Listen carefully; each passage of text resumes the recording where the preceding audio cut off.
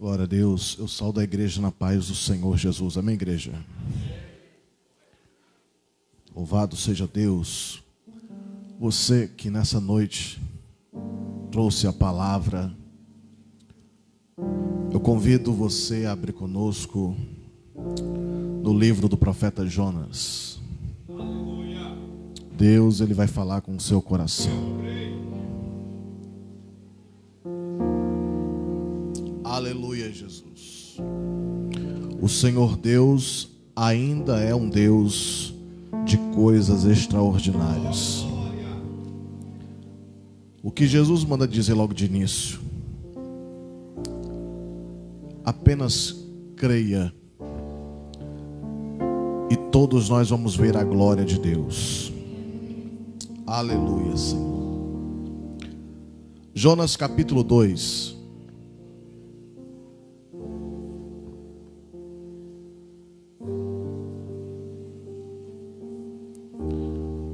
Vamos ler o verso 1, o verso 2 e o verso 7. Só quem achou, diga amém. Está escrito assim a palavra santa: Jonas orou ao Senhor, seu Deus, do ventre do peixe, e disse: em meu desespero clamei ao Senhor, e Ele me respondeu. Da parte mais profunda do abismo gritei, e tu ouviste a minha voz. Verso 7. Quando dentro de mim minha alma desfalecia, eu me lembrei de ti, ó Deus, e subiu diante da tua presença minha oração em teu santo templo. Amém, igreja? Podeis se assentar no nome do Senhor Jesus. A palavra de Deus que nós acabamos de ler, ela é parte da trajetória do ministério do profeta Jonas. O livro de Jonas, ele é totalmente diferente. Quando você abre o livro do profeta Isaías, você lê um conteúdo riquíssimo sobre Deus, sobre as profecias, sobre a vontade de Deus, sobre as promessas de Deus, sobre a vinda do Messias. Quando você lê o livro de Zacarias, você vê um livro de visões, um livro de revelações do Espírito. Mas quando você lê o livro de Jonas, você não lê profecia. Porque o livro de Jonas, ele não narra profecias. Ele narra a vida de um homem. E sabe por que muitas vezes aprendemos muito mais neste livro? De lições altamente aplicáveis no nosso coração e no nosso entendimento. É porque através deste livro Deus está dizendo que o testemunho de um homem fala mais do que 1000 palavras. O mundo lá fora não lê Bíblia, mas eles leem todos os seus passos dia e noite. É por isso que quando a gente lê sobre Jonas e diz: meu Deus, mas que homem fujão. De repente esse homem está irado, de repente esse homem está na profundeza, de repente esse homem está dormindo, e de repente a gente abre os olhos e percebe que muitas vezes nós somos igual a Jonas. A vida deste homem nos ensina muitos aspectos. E o que Deus está dizendo para a sua alma hoje é que mais importante do que você carregar esta palavra é você lutar todos os dias para aplicá-la no seu caminhar. Mais importante do que você vir para a igreja e sentar no banco e ouvir a palavra, mais importante do que isso, é os outros lá fora verem a sua vida e contemplarem o Deus da Bíblia que você lê dentro da tua alma através das tuas atitudes. E o que este homem Jonas, o que afinal de contas é essa história? O que nos narra o livro de Jonas? O livro de Jonas, ele é muito direto. Ele já começa assim: e a palavra do Senhor veio até Jonas. Simplesmente Jonas era um dos profetas de Deus em Israel. E Deus falou com ele. A voz de Deus veio até o ouvido de Jonas. E o que Deus disse é: Jonas, se levante e anuncia a minha palavra de arrependimento à grande cidade chamada Nínive. Ponto final. Jonas não fala nada.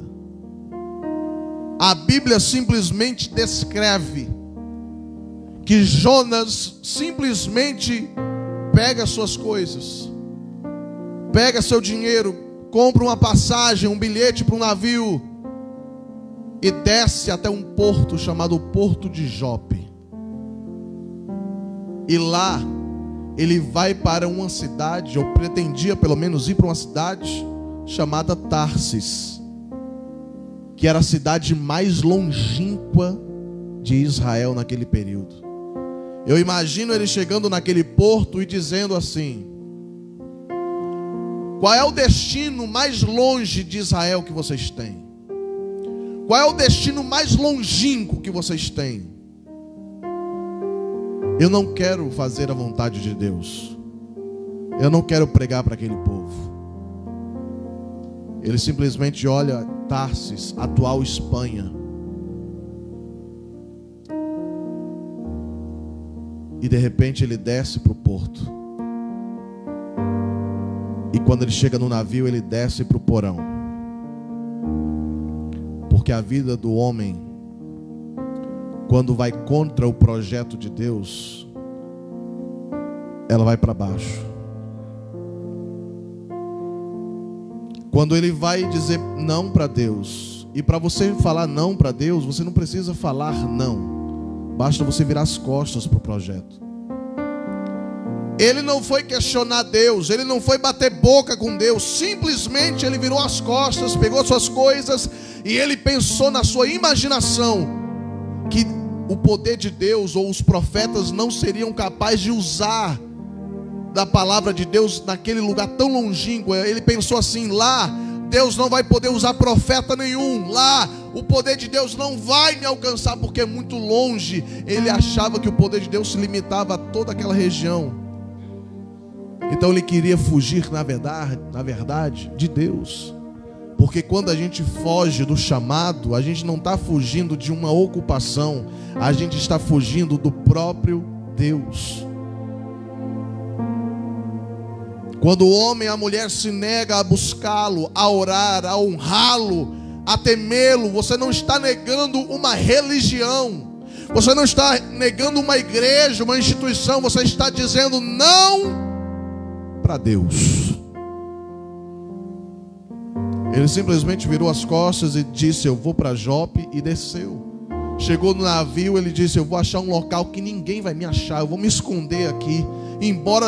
Embora tenha um profeta aqui neste navio, ele não vai me achar. Jonas desce até o porão e dorme. Quando estamos longe da visão de Deus para a nossa vida, primeiro fator, a gente fica cego. A gente não vê o que está na nossa frente. A gente não tem a mente aberta. Parece que as coisas estão totalmente fechadas. E muitas vezes a solução, embora esteja bem na nossa frente, a gente não consegue visualizar. Porque estamos muitas vezes cegos. Porque quando o homem vira de costas para Deus, ele não está virando de costas para qualquer um. Jesus disse: eu sou a luz do mundo. Aquele que caminha comigo jamais andará em trevas. Quando você vira as costas para Deus, você está indo em rumo à escuridão, rumo à incerteza. Você está virando as costas para aquele que é luz, andando em um caminho totalmente de abismo, que pode trazer a sua morte. Aí ele disse: eu vou para dentro daquele porão e eu vou ficar lá e vou dormir, ninguém vai me achar. Quando Jonas decide desobedecer e se rebelar, ele tem um motivo. O motivo, segundo a historiografia, é o seguinte: quando Jonas escuta para quem ele tinha que pregar arrependimento, que eram os ninivitas. Nínive é a capital do Império Assírio. Se você conhece só um pouquinho de história, você vai lembrar que os assírios, eles eram conhecidos por serem violentos em demasia. Eles furavam olhos de inocentes, estupravam mulheres, eles esquartejavam pessoas, colocavam em pilares. Eles eram muito cruéis. E segundo a historiografia, Jonas sofreu porque muitos dos seus compatriotas foram também assassinados pelos assírios. E no seu coração nós imaginamos que ele disse: para esse povo eu não prego, para eles eu não prego, porque se eles ouvirem a palavra de Deus, eles vão se arrepender, e Deus é benigno.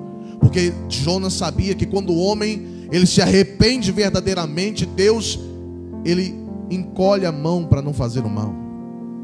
O mal que Deus ia permitir, Deus de repente muda de ideia e se arrepende. Deus volta atrás para fazer o mal, para castigar aquele povo, porque eles se arrependeram.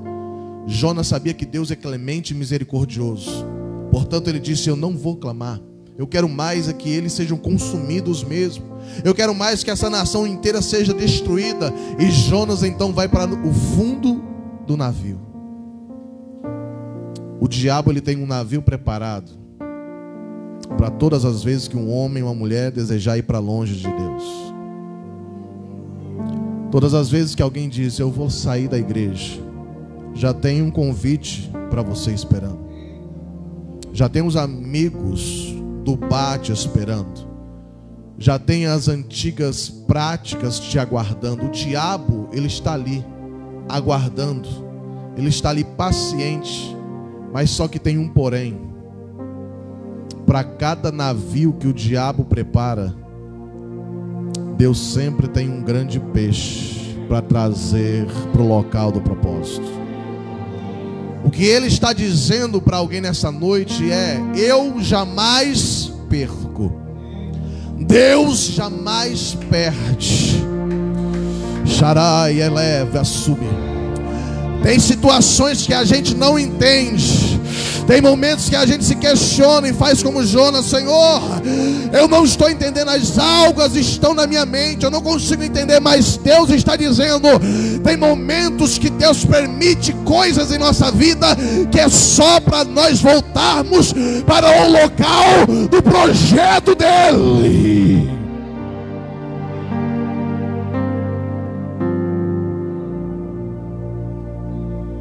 Sabe o que Deus faz? Não chegou nem no meio da viagem. A palavra de Deus diz que Deus de repente permite que então um vento venha sobre aquela embarcação. E de repente daquele vento gera-se toda uma tempestade. A palavra vai dizer, escute bem isso, que a tempestade era tão grande que o navio ficou ao ponto de naufragar. Você entende que tudo que está na Bíblia não é por acaso? Você entende que o que está escrito aqui não é por acaso? O vento e a tempestade foram tão grandes que o navio ficou ao ponto de naufragar, mas não naufragou. Por quê, pastor? Porque os ventos que vêm sobre a nossa vida não é para a morte. Os ventos que vêm, as tempestades que vêm para a nossa vida, não é para a nossa destruição, e sim para o ajustamento de Deus. Se Deus quisesse, Ele quebraria aquele navio ao meio. Mas eu imagino Deus dizendo: eu vou sobrecarregar só com esse vento. O barco vai balançar, parece que vai afundar, parece que não vai aguentar, mas vai aguentar.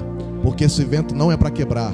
Esse vento é para fazer o meu servo voltar para as origens do projeto.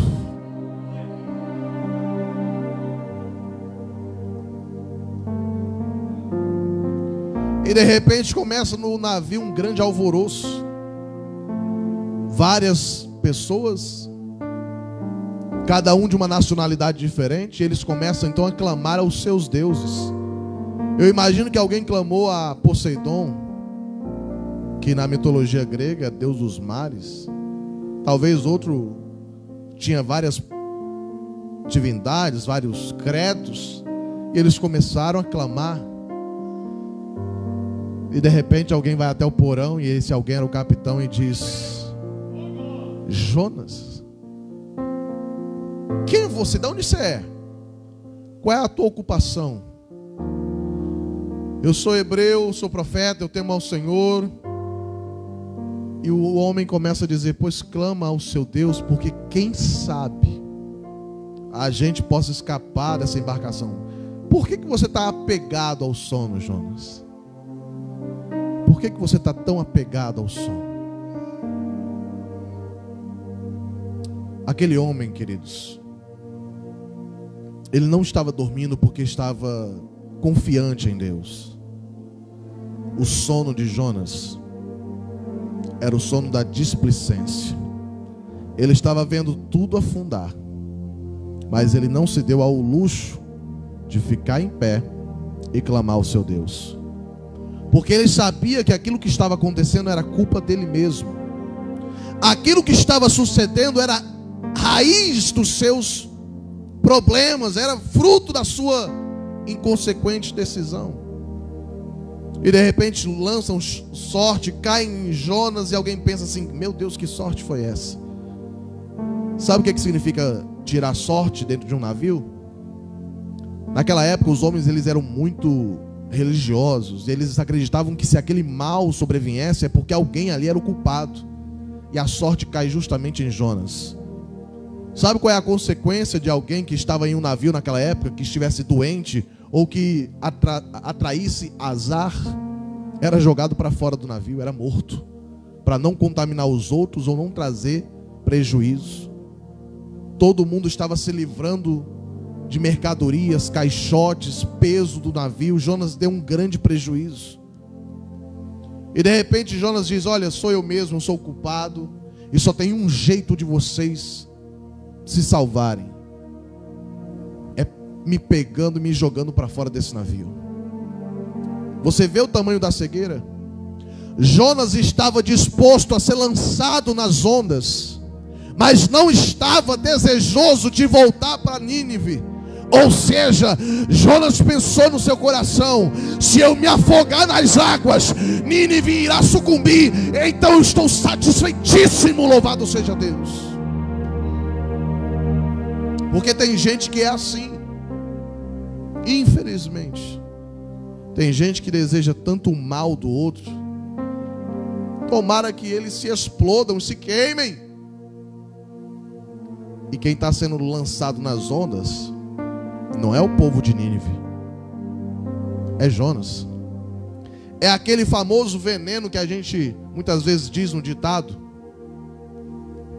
veneno bom, tomara que ele morra. Tomara que ela morra. Sabe o que é isso? Tem momentos, queridos, que o coração do homem deseja que o mal aconteça com o outro, mas mal sabe ele que este mal está sendo voltado para ele mesmo, ele próprio. Jonas disse: eu não vou pregar para eles, eu não vou fazer a vontade de Deus, eu prefiro ir para as águas, eu prefiro ir para o mar, mas eu não vou. E ele vai. Só que aí é que entra o de repente de Deus. No capítulo de número 2 de Jonas, ou vai ser de Jonas, perdão, capítulo 1, verso 17. Mas o Senhor fez aparecer de repente um grande peixe. O que é o grande peixe?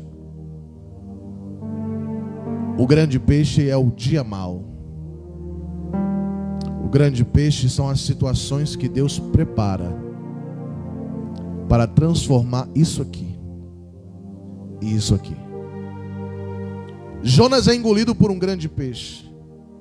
E naquele momento que ele é engolido, a palavra de Deus diz que ele passa 3 dias e 3 noites no ventre daquele grande peixe.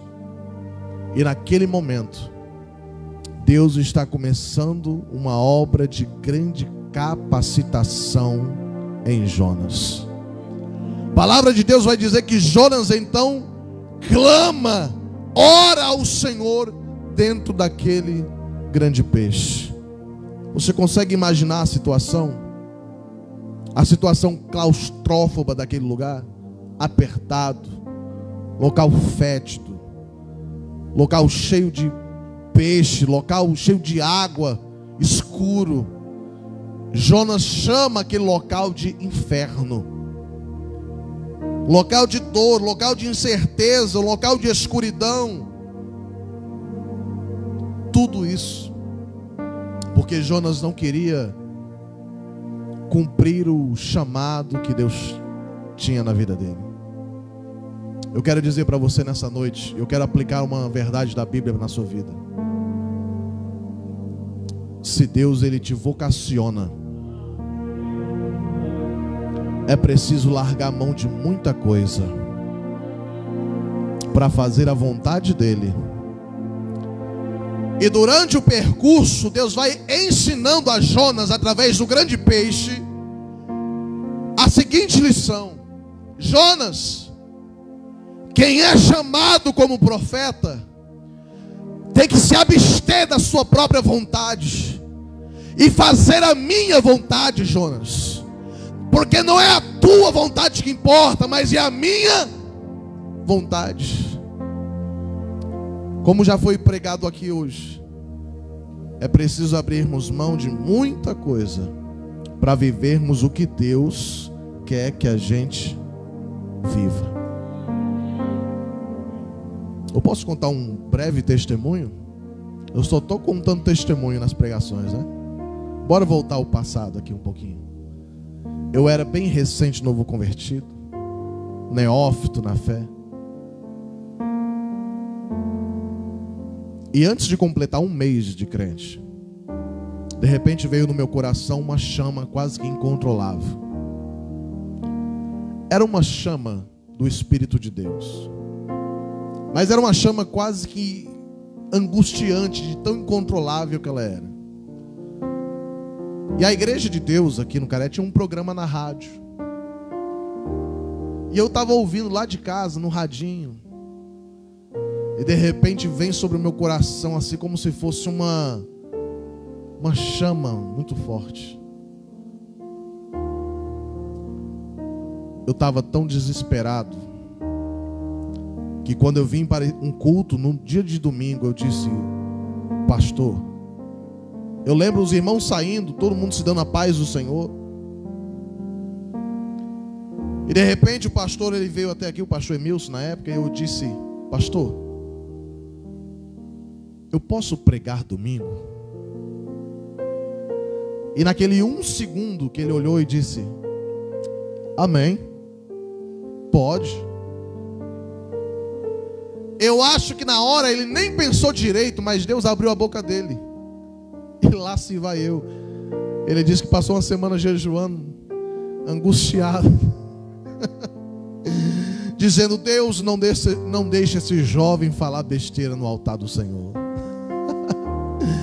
E quando eu prego aquela palavra, sabe, aquele alívio na alma, aquela sensação assim de como se você tivesse totalmente aliviado de dever cumprido. Aquele momento ali eu estava exercendo o que Deus havia me me dado, na chama no meu coração, a palavra, o que eu mais amo de fazer em minha vida é isso que vocês estão vendo aqui.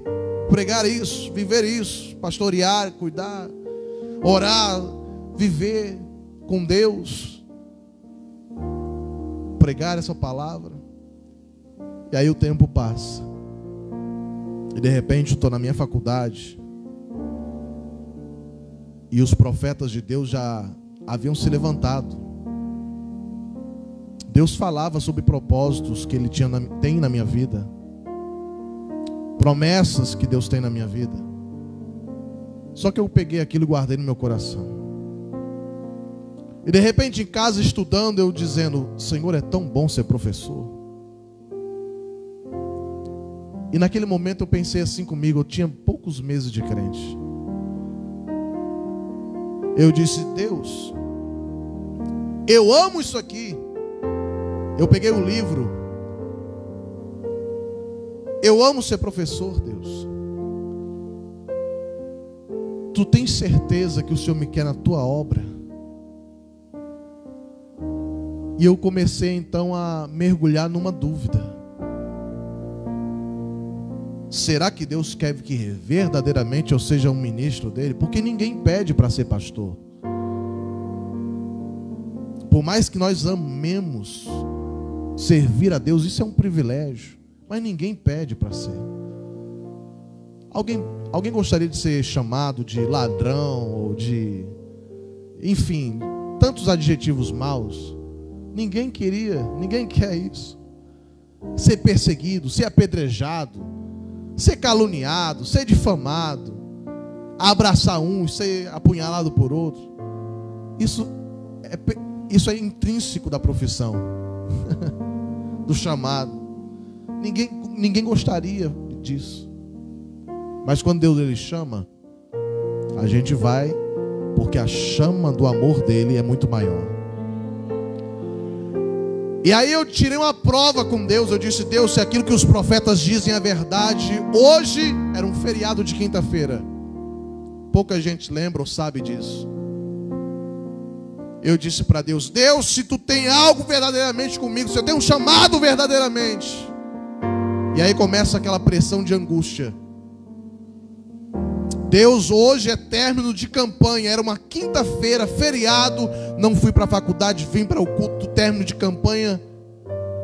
Ou seja, a promessa do derramamento do Espírito Santo era tremendo. E era a campanha de uma toalhinha. O pastor na época mergulhava a toalha, consagrava a toalha, 7 semanas, se eu não me engano. E aí vinham os irmãos para receber: venha receber sua toalha, tome batismo no Espírito Santo. Gente recebia dons, gente caía aqui, caía ali, sapateava ali, profetizava lá. E eu disse: Deus, se tu tens algo verdadeiramente comigo, que eu sinta muito a tua presença. Eu falei isso em casa, em oração. Eu disse: Deus, mas não é qualquer presença não, eu quero uma presença muito forte, que eu saiba que este é o teu sim para mim. Aí eu me sentei ali onde está a irmã Graziele, bem ali no fundo. As mulheres louvaram. Aí eu disse: é agora. Eu não senti uma gota de arrepio, nada. E eu disse: tá bom, né? Fazer o quê? Deu mais 1 hora de culto. E veio a palavra e a oração do jeito que eu estava igual uma mesa, meu irmão. E não era comum isso. Cultos de terça-feira, naquela época de graça, que Deus estava levantando os líderes na nossa cidade, pessoas eram arrebatadas em espírito em culto de doutrina nessa igreja. Entende? Aí você se pergunta: pastor, por que Deus não faz isso? Lógico que Deus faz. Deus está levantando uma geração dentro da nossa igreja, derramando graça. Isso é derramamento de graça, isso é capacitação de novos líderes. Naquela época Deus estava capacitando aqueles líderes, que hoje muitos são pastores e pregadores. Então Deus derramava de uma graça superabundante. E era comum você chegar e de repente profetizar, e eram tantos profetas que tinham que pegar fila aqui. E eu disse: Deus, eu não estou sentindo absolutamente nada. E aí o pastor na época pegou a toalhinha e disse assim: irmãos, venha cá receber a unção. E cada um recebia. Só que como eu fazia faculdade, eu não tinha minha toalhinha consagrada. Então eu fui o único da igreja que não recebia a unção da toalhinha. E aí de repente, nos 45 do segundo tempo, lá se vem ele, Deus. Só que ele não toca no meu corpo, porque quando Deus ele toca no seu corpo, você se arrepia. Deus ele visitou aqui, ó. Você sabe o que acontece quando Deus ele visita a alma de um homem? Quando Deus visita a sua alma, você se derrama em lágrimas. Às vezes alguém acha que para sentir Deus tem que rodar, sapatear e pular. Não. Escute, isso é manifestação da glória dele. Mas quando o papai visita o íntimo da alma, é impossível você não chorar. E no momento que eu recebi aquela visitação super abundante na minha vida, eu comecei a chorar copiosamente, meu irmão. Eu caí de joelhos chorando. E o que eu gritava e soluçava chorando, dizendo: Senhor, eu estou entendendo. Agora eu te entendo. E Deus falava comigo: você está sabendo agora? Você está sabendo que eu te chamei? Você está sabendo que eu estou te chamando? E de repente uma senhora que estava na minha frente, ela chega para mim e diz assim: não chore não, está aqui minha toalhinha para você, você não tem a sua. Ela achava que eu estava chorando porque eu não tinha toalha. Ela achou que ela estava chorando porque todo mundo estava se derramando na presença, e eu estava chorando porque eu não estava sentindo nada, porque eu não tinha toalha. Eu disse, chorando e as lágrimas descendo, eu disse: não é isso não, senhora. Só Deus e eu sabia o que estava acontecendo ali e aqui. Só que para todo esse processo acontecer, para tudo isso acontecer, eu aprendi o quê? Que Deus ele move o que ele puder para trazer um homem, para trazer uma mulher para dentro do seu chamado. O grande peixe não era para matar Jonas. E tem momentos de angústia que Jonas passou naquele grande peixe, que ele achou que ele não ia sair dali. Eu quero dizer para você o seguinte: tem situações que acontecem que a gente se angustia, a gente se acha fraco. E aí, escute isso aqui, eu vou dizer, Jesus. Tem situações que acontecem na nossa vida que é só entre você e Deus. Se você falar para alguém, essa pessoa não vai entender. Eu posso falar isso na Bíblia? Lá se vai Jonas, vomitado pelo peixe. Imagina comigo. Meu Deus, quanta alga, Jesus. Ai, meu Deus, estou fedendo a cardume, estou fedendo a peixe. Vamos caminhar. Aí de repente alguém encontra: ô companheiro, por que você está fedendo assim? Amiga, é uma longa história, você não ia entender. Se eu te falar, você não vai entender. Aí eu imagino Jonas andando e eu falando assim: companheiro, você está muito fedido, você está acabado, você está maltrapilho, você está desidratado.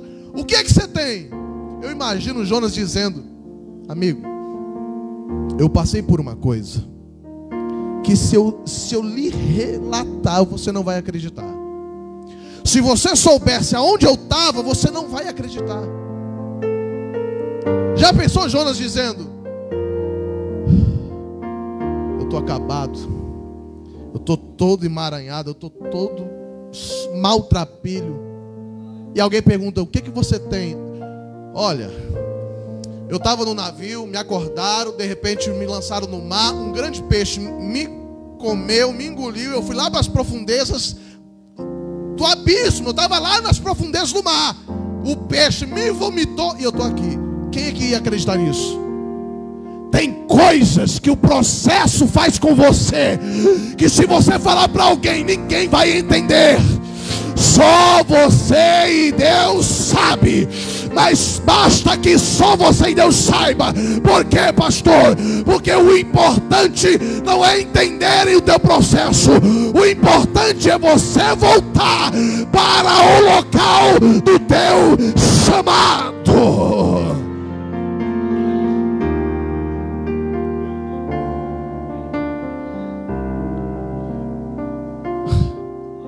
Ou você acha que todo mundo vai entender? Se eu fosse contar para alguém as minhas lutas, meu irmão, a pessoa ia falar assim: pode internar que tá louco. Seria assim mais ou menos. Deixa eu... Filma não, John. Amado, eu estou passando, sabe o que é que eu estou passando? Tal e tal coisa. O varão ia se levantar e dizer: com licença, pastor, me dê uma camisa de força, por favor. Ninguém entende, mas Deus, Ele sabe onde tem que tocar na sua vida.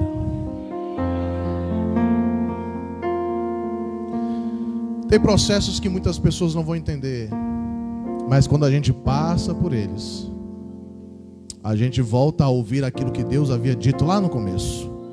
Quando Deus chegou até a casa de Jonas e disse: Jonas, se levante, vá até Nínive e pregue arrependimento.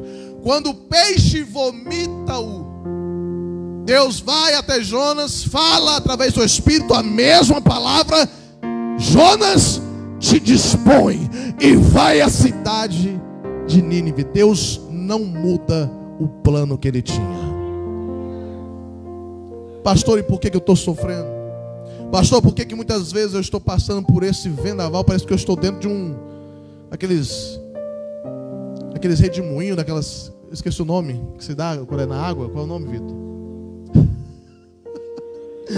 Isso aí vai ser clipado. Sabe quando você está dentro de um... você está entendendo? Quando tem aquele movimento das águas que vai afundando. Eu esqueci o nome. Esqueça que eu fui professor de geografia. Esqueça, tá? Tem momentos que a gente parece estar se afundando, sabe? E eu quero dizer uma coisa para você. Os irmãos estão confabulando. Ele quer dizer isso aqui, ó. Só quem está escutando, diga amém. Tem momentos que a gente parece que está afundando. Pastor, por que eu estou passando por isso? Por que eu estou passando por esse redemoinho? Por que eu estou passando por esse mar de tempestade na minha vida? Às vezes a resposta é bem simples. É apenas papai dizendo que a gente precisa largar a nossa vontade para fazer somente a dele. A vontade de Jonas não era ir para Nínive. E o que Deus pergunta para a sua alma hoje é: está sendo fácil fazer a minha vontade? Pergunta ao Senhor. Às vezes para você pode dizer o seguinte: Pai, Deus, não está sendo fácil. Não está sendo fácil entender o que o Senhor quer. Não está sendo fácil entender aonde o Senhor quer chegar. Sabe como foi que Jonas descobriu a vontade de Deus? Quando ele orou ao Senhor. Talvez tudo que você precisa é fazer aquilo que Jonas fez lá no ventre do peixe. Ora. Talvez o que Deus esteja esperando da sua vida é isso. Te tranca no quarto. Vai para o joelho. Passa tempo com Deus. Passa horas. Dobra o seu joelho. Só você e Deus. Só você. Talvez o seu esposo, sua esposa, sua filha, seu filho não entenda. Seu pai não entenda. Mas Deus vai te entender plenamente. Ele é Deus que esclarece todas as coisas. Quando Jonas ora, verso de número 10: E o Senhor ordenou ao peixe, e este vomitou Jonas em terra seca. Sabe o que nós estamos lendo aqui? Um processo de restauração. Isso aqui, irmãos, ele quebra a cabeça dos teólogos. Porque se o peixe era grande, e alguém aqui já foi à praia, sabe que quando você vai até a praia, durante muitos e muitos metros, a água bate aqui, a água bate na cintura, porque é o litoral. Então como é que pode um grande peixe ir até aquele lugar raso, não se encalhar e ainda cuspir o cidadão? Em terra seca. Ah, pastor, mas é porque o peixe ele vomitou Jonas a 40 metros. Meu irmão, coitado dos ossos de Jonas. Eu imagino Deus dizendo: não, Jonas, você não vai morrer não. Peixe, cospe ele. 40 metros, morreu. E aí? A queda. Oh, glória, o tecladista está ouvindo a pregação, sabe? É isso aí, varão. É o pregador pregando e o tecladista ali na mesma sintonia. Então, como foi que Jonas foi cuspido ou vomitado em terra seca por um grande peixe? Os teólogos ficam loucos. Mas sabe o que Deus está nos ensinando aqui? Ou você acha que eu vou lhe explicar como foi que o peixe cuspiu Jonas? Eu não vou fazer isso não. Vou nada. Sabe por quê, igreja? Porque é isso que Deus está te dizendo. Eu não sei como Deus vai fazer, mas que Ele vai restaurar a sua vida. Odai, remando subié. Rei, cabace, leve, cada subinai. Mas pastor, como é que vai ser? Mas a medida não cabe, o peixe não vai, a coisa não entra. Eu não sei como Deus vai fazer, mas que Deus vai restaurar. Ele vai. Ei, só quem acredita enalteça e glorifica Ele hoje.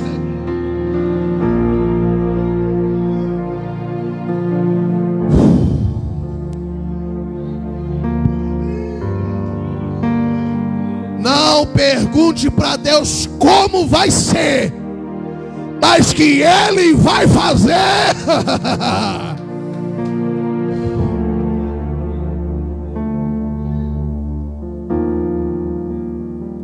E lá se foi Jonas. Pense na caminhada. Eu quero encurtar logo porque o tempo já não permite. Mas eu quero finalizar essa mensagem dizendo uma coisa. Jonas ouviu a voz de Deus e foi lá para o fundo do porão do navio, desobediente. Quando Jonas prega para Nínive, os ninivitas rasgam sua veste, se arrependem e proclamam um jejum nacional, porque eles ouviram a voz de Deus. Jonas era profeta, ouviu e se rebelou. O povo assassino, pecador, imprestável, ouviu a voz, mas se arrependeram. O que Deus está dizendo? Deus está dizendo algo para alguém nessa noite. Não se culpe, não se sinta para baixo, não se sinta desqualificado, dizendo: Senhor, eu não mereço, sou pobre, imundo, pecador. Igreja, o importante se chama arrepender-se diante de Deus em verdade. Porque pode ter gente que é pastor, apóstolo, vice-deus, querubim, recebe palavra, mas não obedece. E se você ouvir papai no seu coração hoje e se arrepender, mais vale uma Nínive arrependida do que um profeta no fundo do bucho do peixe.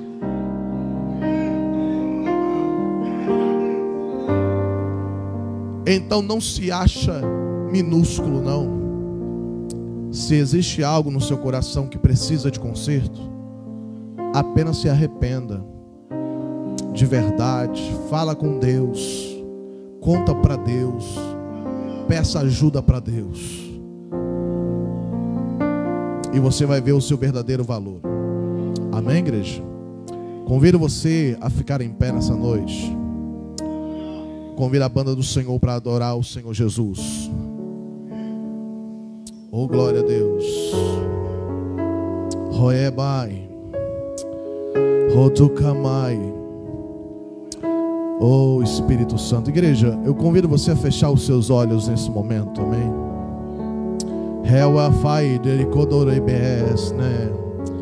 Eu quero convidar você a falar com o seu Deus. Eu vou dizer, Jesus, Deus está me dizendo aqui no meu ouvido o seguinte: manda eles dizerem a oração me chamando de Pai. Chama Deus de Pai, porque Ele é o teu Pai, Ele é o teu Deus, Ele é o teu Consolador, Ele é o teu rochedo, é a tua rocha.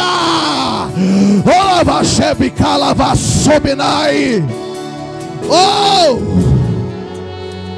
Fala com Ele. Meu orgulho me tirou do jardim, tua humildade colocou o jardim em mim. E se eu vendesse tudo que tenho em troca, eu falharia.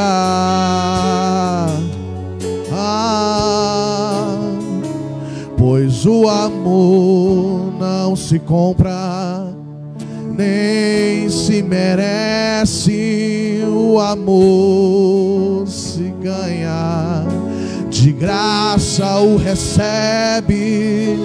Eu quero conhecer Jesus, eu quero conhecer Jesus, eu quero conhecer Jesus, eu quero conhecer Jesus. Amado é o mais belo entre milhares e milhares. O meu amado é o mais belo. Ai, ela vai subir. Milhares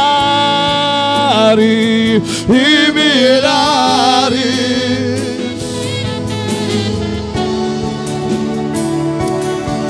Hoje, Deus, visita a tua alma.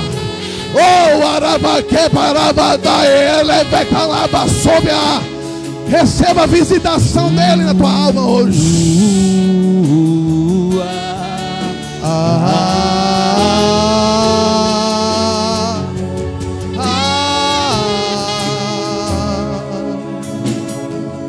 Seja visitado pelo Espírito Santo. Que Ele possa visitar a tua vida.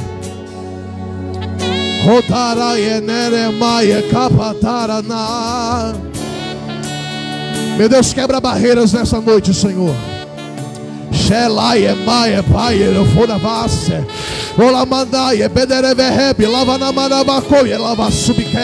Começa a quebrar cadeados nessa noite, meu Pai. Começa a quebrar, meu Deus, Pai Santo, empecilhos hoje. Quebra barreiras na mente, barreiras na alma. Quebra, meu Deus, todo impedimento nessa noite. Em o nome de Jesus, seja tocado pelo Espírito de Deus. Seja tocada, seja livre, seja livre. Meu amado é o mais belo entre milhares e milhares. Meu amado é o mais belo entre milhares e milhares.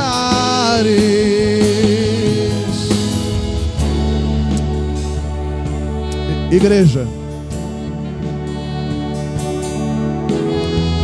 eu quero nessa noite, convidar você que deseja tirar todo o fardo pesado do diabo da tua vida. Eu quero convidar você que deseja arrancar a angústia, o fardo, o peso do sofrimento e viver uma nova vida.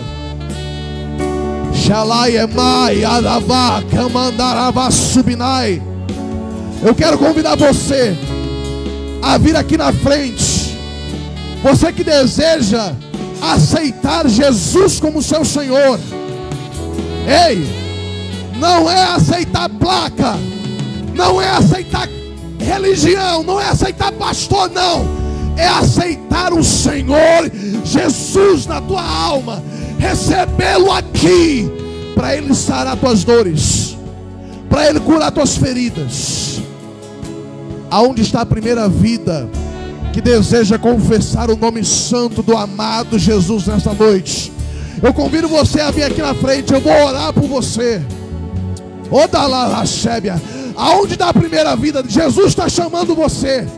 Jesus está chamando você para uma aliança com Ele. Eu vou orar por você e Deus vai escrever teu nome no livro da vida no céu. Aonde está a primeira pessoa? Eu chamo você aqui na frente. Pastor, eu quero aceitar a Cristo, mas eu tenho medo do que a minha família vai dizer. Igreja, Jesus está chamando você para uma experiência extraordinária de salvação. Ele quer mudar o quadro da tua alma, da tua história. Quem está chamando você aqui não é pastor, não. Quem está chamando você aqui não é alguém da igreja, da instituição, não. O Todo-Poderoso está aqui e Ele chama você para uma aliança com Ele. Ei, basta um primeiro passo. Cadê a primeira pessoa?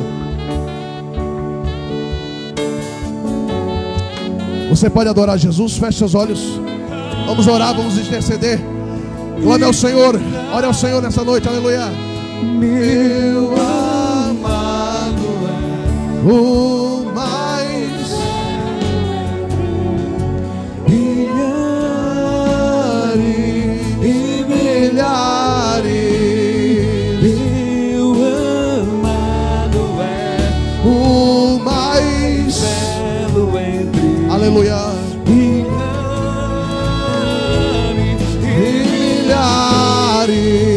Levante suas mãos. Eu quero orar pela sua vida. Feche seus olhos. Espírito Santo, que nessa noite o Senhor venha curar essa pessoa, Senhor. Toca, meu Pai, nos ossos, no sangue, na alma dela agora. Toca, meu Pai, nos caminhos. Toca na casa e opera o teu milagre, Senhor. Nós oramos em um nome de Jesus e te pedimos em um nome de Jesus. Pai, eu profetizo o teu milagre na nossa vida, em um nome de Jesus. Levante as mãos e diga assim, diga: meu Deus, eu tomo posse do meu milagre, em um nome de Jesus. Aplauda Jesus, que Ele é digno de honra e de glória. Amado.